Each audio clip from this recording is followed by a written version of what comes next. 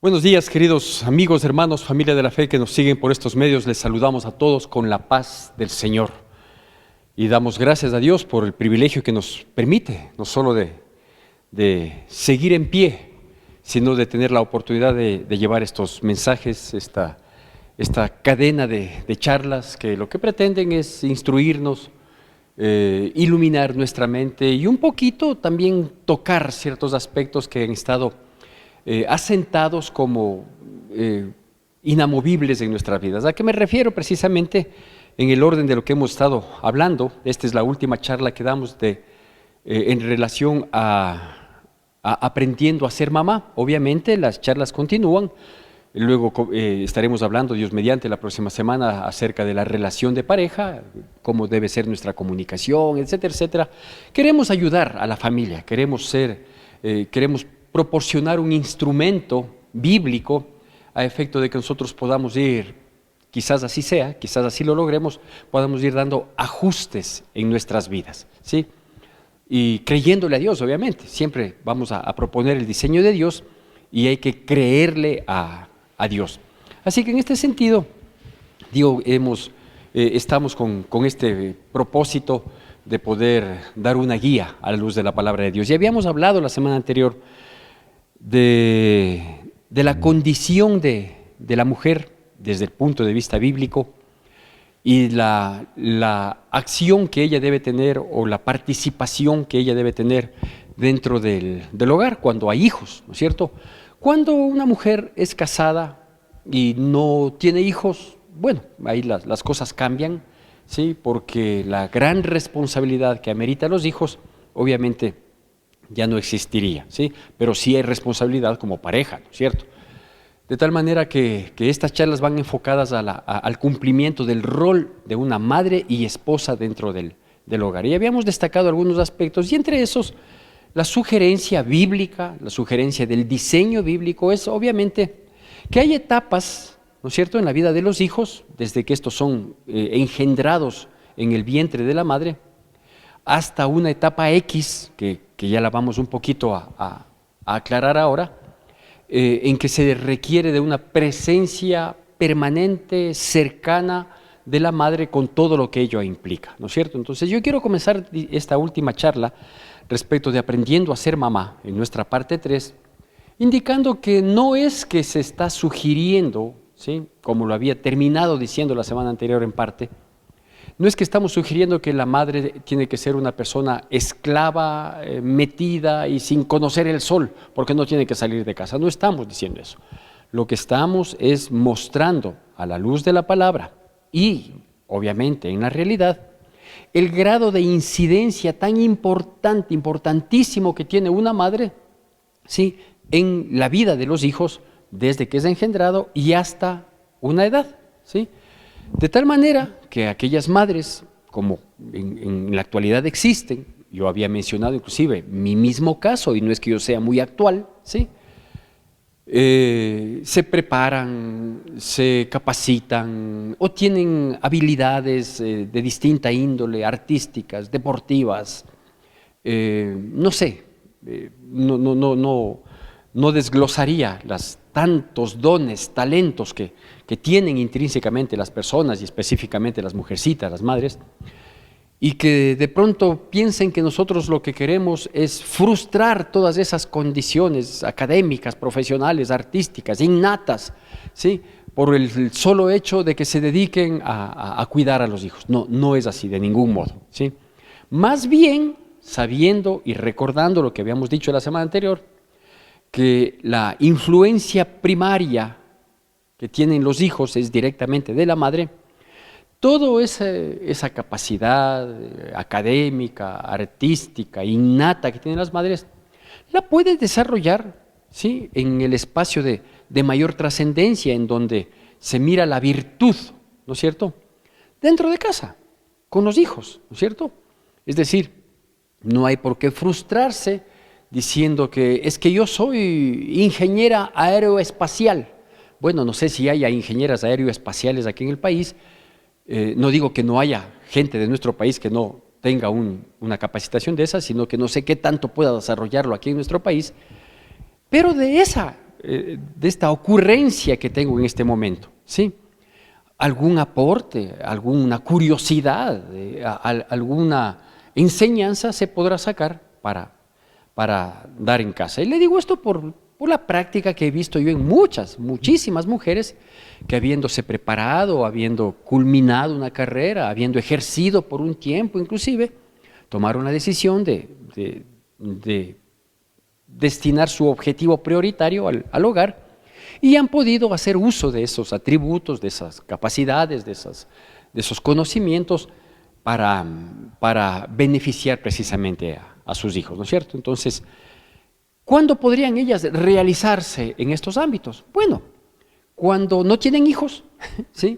O cuando los hijos han llegado a una edad, después de haber tenido una instrucción, una formación, un encarrilamiento, ¿sí? Tanto en lo que implica la educación, no solo la académica, sino la más importante, que es la educación del hogar, es decir, en principios, en valores, cuando ya vemos que nuestros hijos en edad, de pronto, qué sé yo, terminando la adolescencia, o quizás, podríamos decir un poco más concreto, superada la edad escolar, entiéndase colegio y escuela, ¿no es cierto? Y vemos que ellos han mostrado, ellos y ellas, los chicos, han mostrado responsabilidad, sujeción, se ve que ya tienen claro cómo manejarse en la vida, más aún en un mundo tan perverso y difícil como el que estamos viviendo.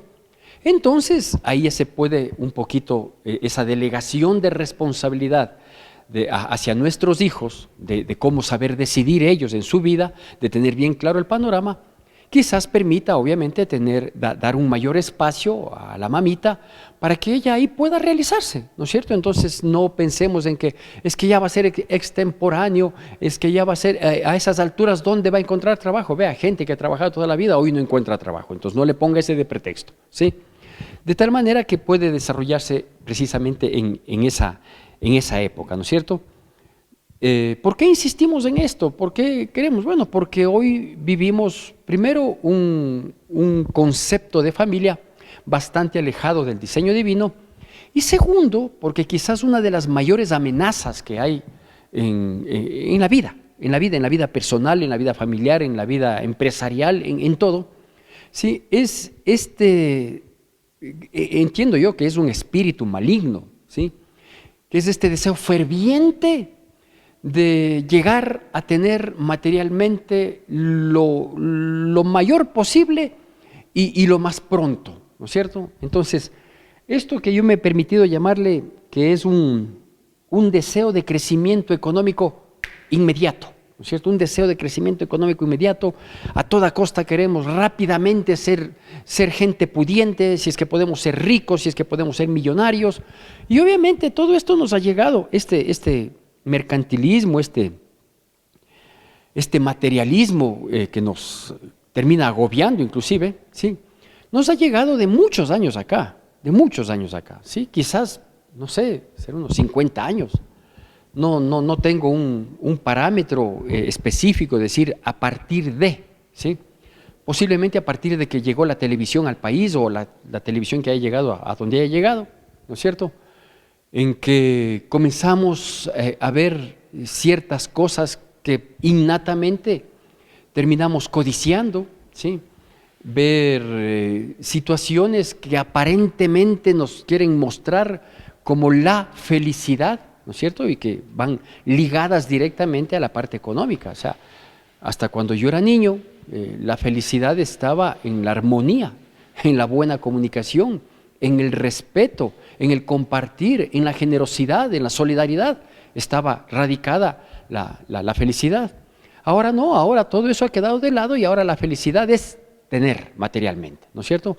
Entonces, irse en contra de este concepto que está intrínsecamente arraigado en la mente de la gente, de toda la gente, del que tiene y del que no tiene, ¿no? Es lo que tenemos un poco que derribar eso, ¿sí? Yo quiero partir, y perdóneme si es que resulto a ratos un poco fastidioso cuando parto de ejemplos propios, ¿no?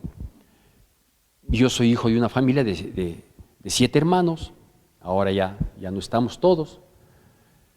Mi padre fue un obrero, ¿sí? Un obrero de una industria metalmecánica que en un momento liquidó esa empresa y se dedicó mi padre a continuar con lo que él sabía hacer, que era la metalmecánica. Para entonces éramos 6 hijos, cuando esto sucedió, cuando mi padre se quedó sin trabajo, digamos, en relación de dependencia, y él pues se dedicó a hacer lo que tenía que hacer, lo que sabía hacer, que era la metalmecánica. Un hombre muy trabajador, muy esforzado, además muy creativo, y le fue muy bien. Sí, de hecho, luego vino un hermano más, mi último hermano, y nos pudo dar un estilo de vida bastante bueno, de un nivel medio, un poquito más arriba, con su esfuerzo, con su trabajo. Mi madre siempre permaneció en casa, pero recuerdo claramente y con tanta gratitud que desde que tengo uso de razón, es decir, 3 años por ahí, yo recuerdo la última vivienda en calidad de inquilinos que tuvimos, ¿sí? Era un espacio bastante pequeño y reducido, pero éramos tan felices. Y luego fuimos con esa ilusión inmensa a nuestra casa propia. ¿Qué era una casa propia? ¿Sí? Primero, fue la primera casa que había en nuestra calle. ¿Sí? La calle no era una calle, era un chaquiñán que le habían adecuado. Y ahí construyó mi padre una pequeña edificación. En realidad tenía 3 ambientes. 3 ambientes y algo más, llamémoslo así, ¿no? Entonces, un ambiente era el dormitorio de ellos, de mi papá y de mi mamá. El otro ambiente era un poquito más grande, que era el de los hijos. 6 hijos, 3 camas literas y una cómoda peinadora, ¿sí? Y el otro ambiente era la sala comedor. Y digo, un poquito más la cocina, que no era lo que hoy son las cocinas, ¿no? O sea, quizás la carta de presentación de los hogares, de las casas, de las edificaciones, de las viviendas hoy son la cocina y los baños, ¿no? Unos acabados lujosísimos, lindísimos. No digo que esté mal, ¿sí? Pero antes no, antes la cocina y el baño en realidad también era el otro extremo, creo yo. Eran los ambientes más olvidados. Con que cumplan mínimamente su función era suficiente. Y así era, ¿no? El baño, de hecho, recuerdo que quedaba saliendo de la casa y nada más, ¿no es cierto? Sufrimos, padecimos, lamentamos, nos traumamos por esa limitación. No, todo lo contrario. Compartimos, nos reímos, éramos solidarios. Por ejemplo, ahí nadie se daba el lujo de decir yo no voy a ordenar mi cuarto, porque el cuarto era de todos y todos tenían que hacer su parte y el cuarto estaba siempre ordenado y punto, ¿no es cierto? No había excesos de ropa porque no había dónde guardar, ni tampoco se requería, no había ese sentimiento, insisto, yo creo que es un espíritu que ha venido un espíritu maligno, que ha venido a afincar eso en nuestras mentes y que termina generándose una necesidad, entre comillas, ¿no? Entonces era tan tranquila la vida, tanta paz, tanta armonía. Teníamos un techo, teníamos vestido, teníamos comida y teníamos sentido de familia, de solidaridad, de apoyo, ¿no? Y claro, todo eso se ha volcado hoy. Y hoy, en cambio, tenemos un concepto totalmente diferente, ¿no? Hoy hay que tener y hay que tener más, y mientras más tengo, creo que más valgo y tengo que llegar a tener como sea, porque si no llego a tener, ¿sí?, lo que las circunstancias me exigen, las circunstancias del mundo me exigen, entonces soy un fracasado, ¿sí? Nosotros vemos, por ejemplo, las propagandas, ¿no?, la publicidad que existe hoy, todo va relacionado, cosas que a veces nada tienen que ver, todo va relacionado con el éxito material, ¿no? Entonces, no hay una propaganda de una familia que sea feliz y que se suban a un bus. No, ahora la propaganda del hombre y la mujer feliz son en un gran auto, en un hermoso condominio, con piscina, con gimnasio, con grandes espacios verdes, ¿no? Entonces, eso es felicidad. Y los que no llegamos a tener eso, ¿qué? ¿Somos infelices? ¿Somos frustrados? No es así, ¿no es cierto? Porque, insisto, nos han tergiversado estos conceptos tan necesarios e importantes en nuestra vida como la felicidad, ¿sí? Así que yo quiero hablar un poquito de eso en esta situación y decirle que sí, vea, primero lo que ya le mencioné, o sea, las mujeres sí pueden realizarse a pesar de ser profesionales y tener muchos atributos, y todo, sí pueden hacerlo desarrollando primero en casa y luego cuando la circunstancia de vida, por la condición de los hijos que ya están, digamos, encaminados, etcétera, etcétera, pueden hacerlo. Entonces, sí, sí hay cómo hacerlo. No estoy hablando, por ejemplo, de las mujeres que la vida les ha tocado ser padre y madre, porque no hay un padre, sea por falta de presencia física o porque simplemente no está cumpliendo su rol. No estoy hablando, son casos específicos, especiales, que obviamente hay que manejarse con mucha sabiduría, con mucho tino y obviamente dependiendo de las circunstancias, ¿no es cierto? Yo conozco madres solteras o conozco madres divorciadas con hijos o viudas, ¿sí?, que han sabido manejar muy, muy bien la situación y que han podido sacar adelante a sus hijos, a gente buena, ¿sí?, más que la parte económica, y aún en la parte económica han podido sacar adelante.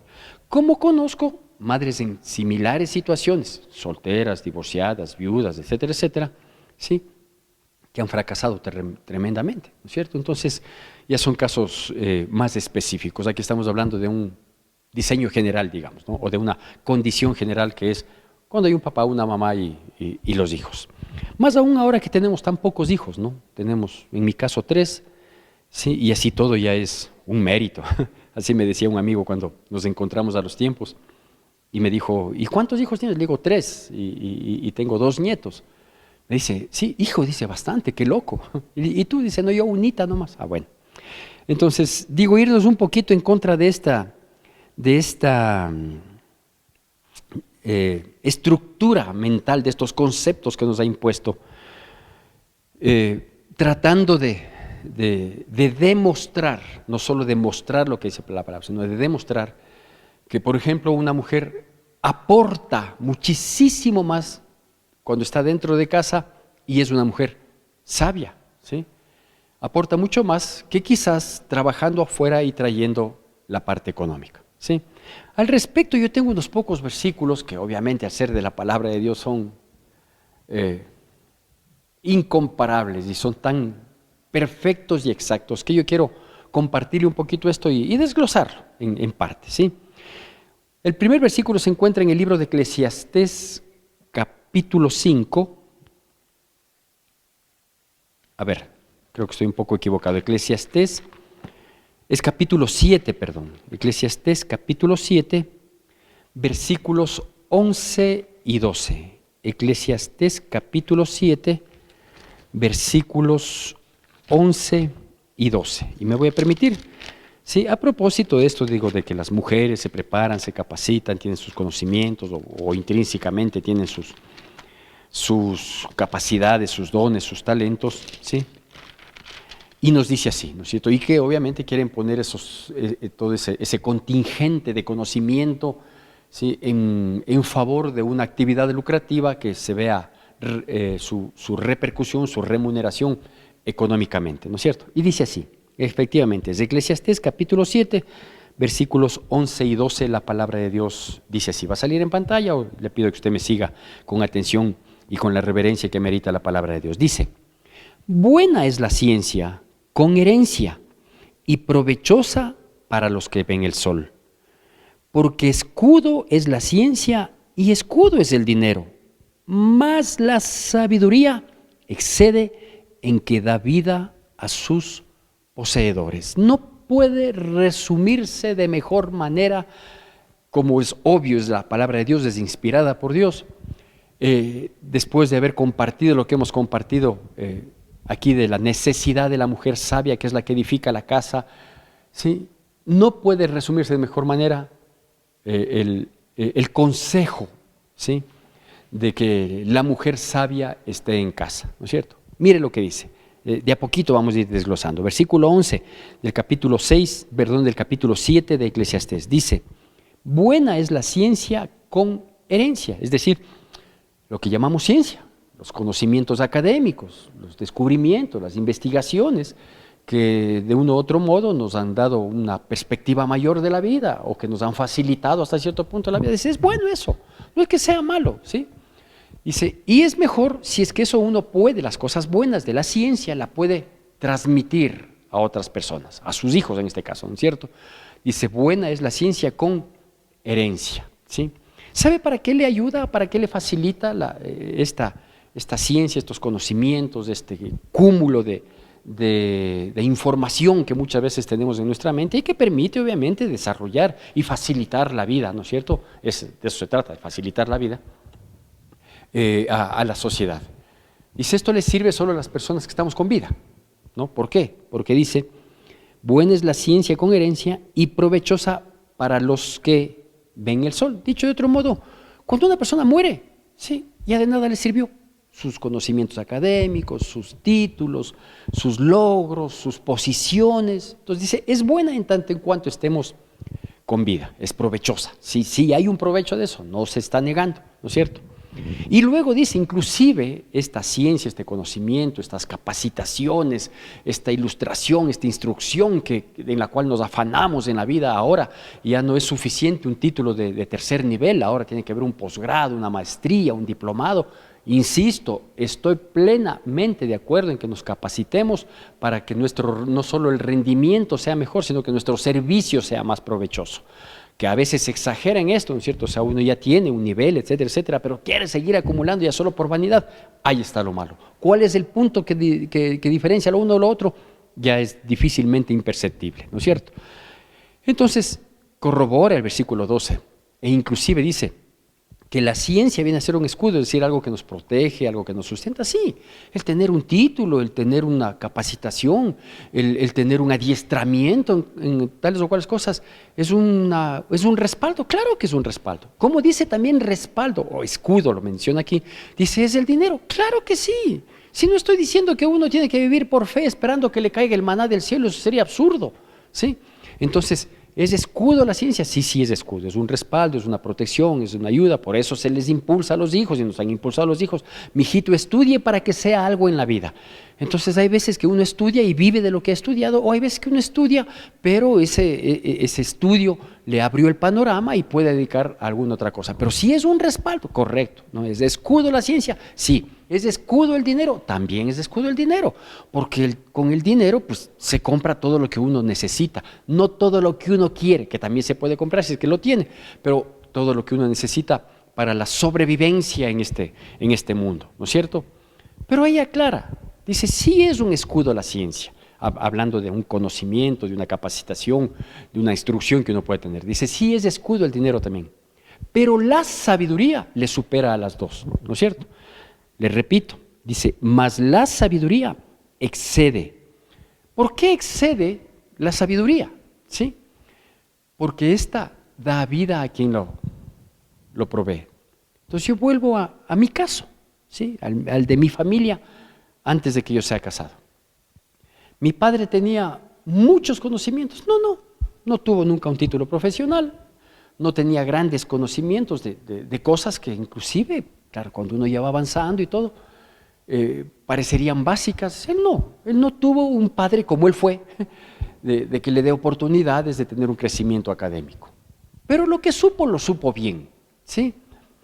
Y, claro, pudo guiarnos, educarnos juntamente, digo, con la sabiduría extrema de mi madre,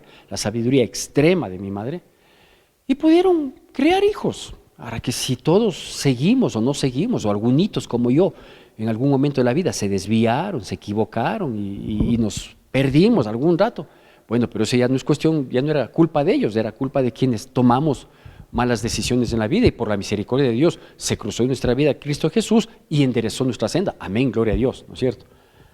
Pero ellos con sabiduría, más que con títulos, más que con riquezas, más que nada, con sabiduría, forjaron un hogar, un buen hogar, ¿sí? Y no ha faltado absolutamente nada, ¿sí? Y quiero apelar a otro versículo que se encuentra en el mismo libro de Eclesiastés, en el capítulo 5, el versículo 10, y aquí ya vamos entrando, digo, para ir entendiendo un poco o ir mostrando la otra cara de la medalla del concepto que hoy tenemos en todo sentido y también se ha metido este concepto en la familia, ¿no es cierto? La familia feliz es la que tiene mucho dinero. No es así, ¿sí? Y si no, vea, basta con mirar muchas familias que tienen mucho dinero y va lo infelices que son. y vea cómo se pierden los hijos, y vea cómo se extravían, y vea cómo se rompen, cómo se acaban los compromisos, ¿no? Entonces no es definitivamente.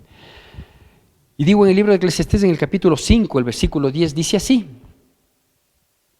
el que ama el dinero no se saciará de dinero, y el que ama el mucho tener no sacará fruto. También esto es vanidad, ¿sí? El que ama el dinero no se saciará de dinero. ¿Por qué hago alusión a este versículo? Porque muchos hogares deciden trabajar papá y mamá, ¿sí? Porque quieren llegar a tener dinero. Posiblemente en sus cuentas quieren tener más de lo que necesitan, porque piensan que eso es un escudo, es una seguridad. Sí, sí puede ser. Pero a veces por tener ese dinero, ¿sí? Sacrificamos cosas más críticas como los hijos, ¿no? Sacrificamos situaciones, sacrificamos vidas, sacrificamos futuros. Luego los chicos, aprenden a criarse, por ejemplo, sin autoridad, sin límites, o identificando a los papás como proveedores únicamente y no como ejemplos de valores, de principios, de etcétera, etcétera, ¿no es cierto? O terminan pensando lo que parece que hoy el mundo piensa, ¿no? Que la vida es la plata, ¿ya? Y que mientras tengas plata y puedas hacer lo que quieras, estás bien, y el resto no vale, ¿no es cierto? Entonces aquí dice, el que ama el dinero no se va a saciar de dinero. ¿Por qué? Porque como el dinero permite tantas cosas, no todas buenas, resulta que cada vez hay una mayor avidez por lograrlo, ¿no es cierto? Yo suelo decir, cuando uno anda a pata, lo que más anhela es cualquier carro. Y cuando logra tener cualquier carro, uno ya quiere uno mejor. Y cuando uno ya tiene uno mejor, quiere uno del año. Y cuando ya tiene uno del año, quiere dos. Y cuando tiene dos y así. Entonces dice, el que ama el dinero no se va a saciar de dinero nunca, ¿sí? Y no solo que no se va a saciar de dinero nunca, sino que a la postre, el exceso de dinero, oiga esto, el exceso de dinero no trae fruto, ¿sí? Puede traer rendimientos económicos, pero fruto no trae. Es decir, el dinero no nos hace mejores personas, ¿sí? No es que por más dinero somos más generosos, por ejemplo, no. No es que por más dinero somos gente más sabia, no, ¿sí? Entonces, el dinero no trae fruto. El dinero lo que trae es acumulación y esa avidez y esa codicia, ¿sí? Que no sacia y que la gente que tiene dinero y por más dinero, usa y hace y cae en situaciones terribles, ¿no? Por ejemplo, hay gente que tiene mucho dinero, mucho más de lo que necesita, ¿sí? Y sigue aplastando al pobre. Entonces uno, si es que tenemos un momento de lucidez, ¿no es cierto? Y decimos, a ver, si yo ya tengo suplidas con exceso mis necesidades, parecería que es intrínseco del ser humano, debería ser intrínseco del ser humano, el ayudar, el apoyar al que no tiene, ¿no? O sea, por favor, parecería que esto debería ser un sentimiento innato del ser humano. Yo ya tengo y tengo más de lo debido. Ayudaré, apoyaré, ¿no es cierto?, al que no tiene. No, cuando uno tiene dinero y quiere más dinero y va teniendo más dinero, cada vez le importa menos el que no tiene. Y uno comienza a ver con desprecio y dice, no tiene problema de él, pues, ¿yo qué culpa tengo? ¿Sí? Entonces uno se vuelve insensible, entonces no hay fruto.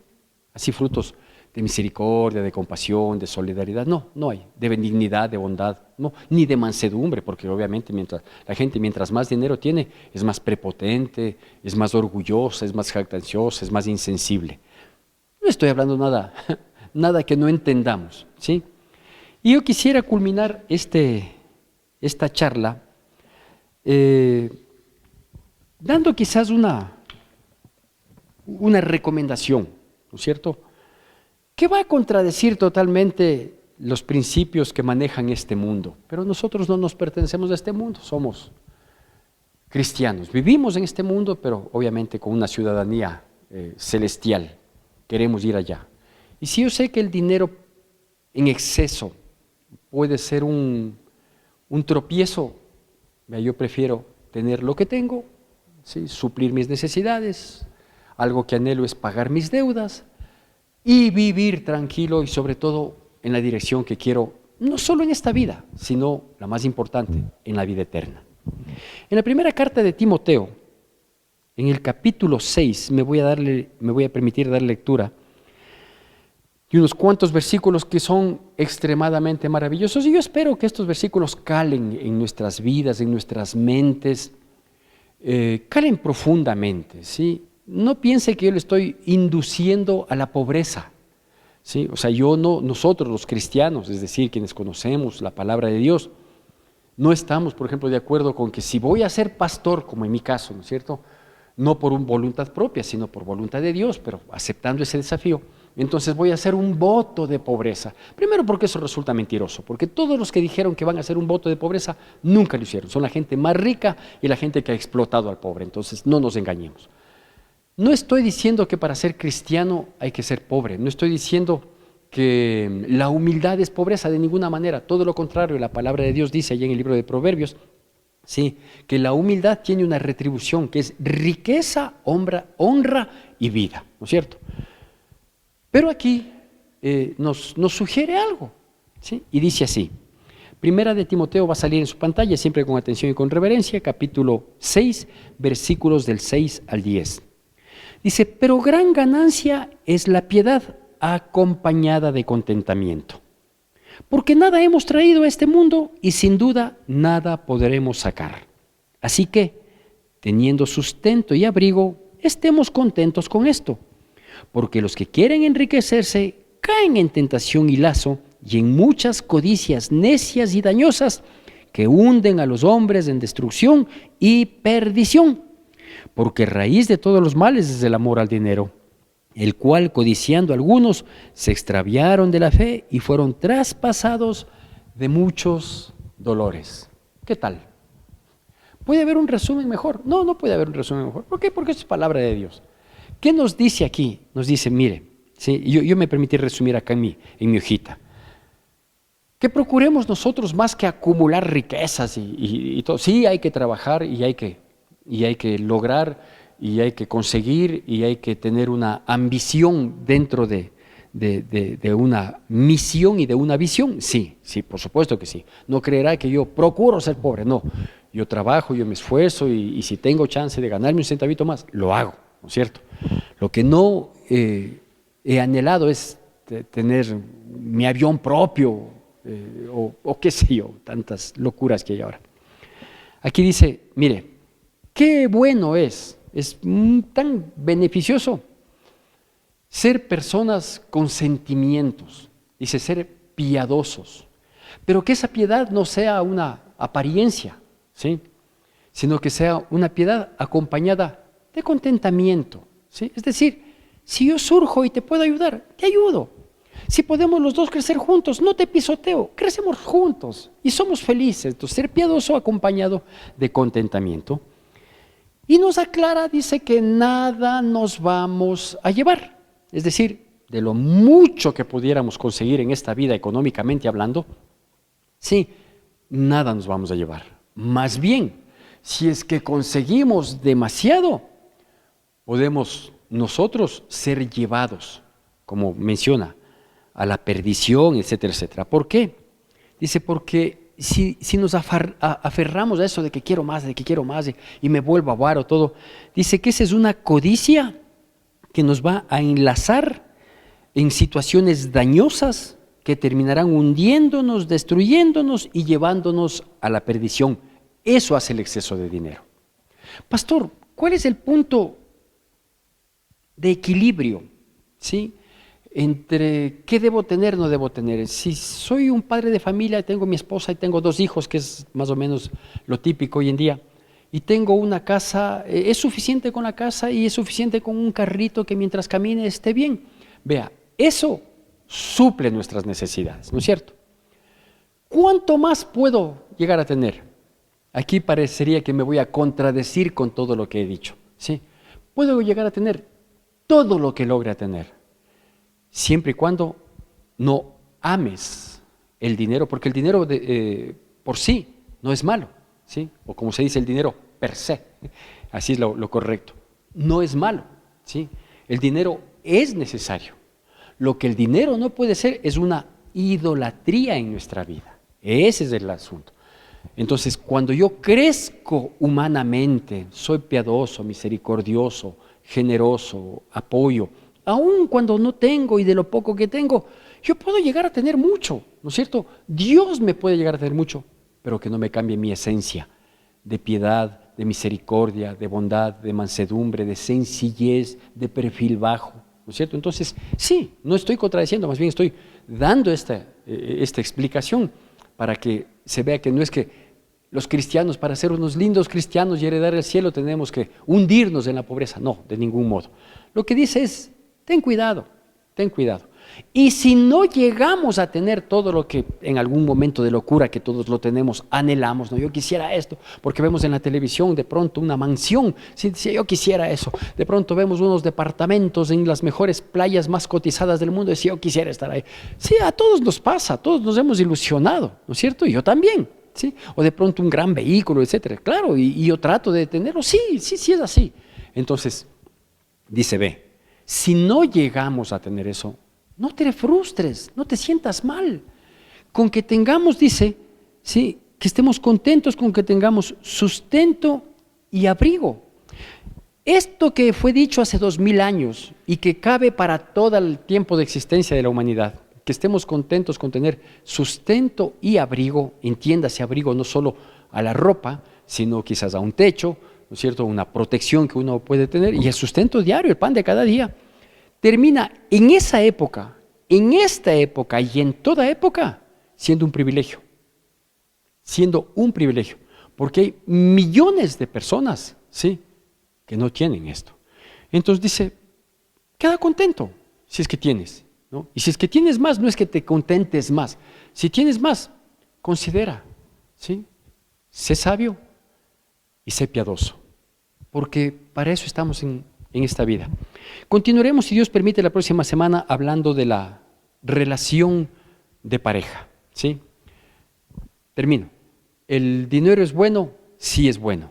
Se vuelve malo cuando le idolatramos, cuando se vuelve una atención inmediata y prioritaria y necesaria y permanente en nuestra vida, ¿sí? Que Dios nos dé entendimiento, que Dios nos dé discernimiento y seguiremos a la luz de la palabra dando esta instrucción. Aprovéchela y compártala. Que Dios bendiga poderosamente nuestras vidas en Cristo Jesús.